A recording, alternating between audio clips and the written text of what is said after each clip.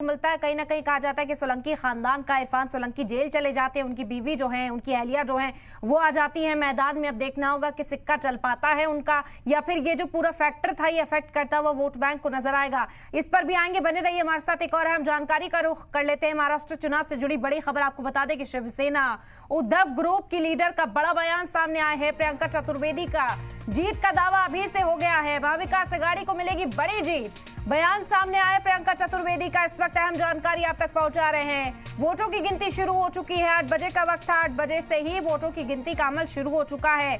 ऐसे में सियासी लीडरान अब अपनी अपनी जीत का दावा कर रहे हैं। जो तमाम पार्टी दफातर है वहां पर जश्न की तैयारियां शुरू कर ली गई हैं। चाहे महायुति की बात की जाए, चाहे महाविकास अघाड़ी की बात की जाए, प्रियंका चतुर्वेदी का ये बड़ा बयान सामने आया। उन्होंने कहा कि हम ही जीत हासिल करेंगे। तो महाराष्ट्र चुनाव पर ये बड़ा बयान इस वक्त देखा जा रहा है।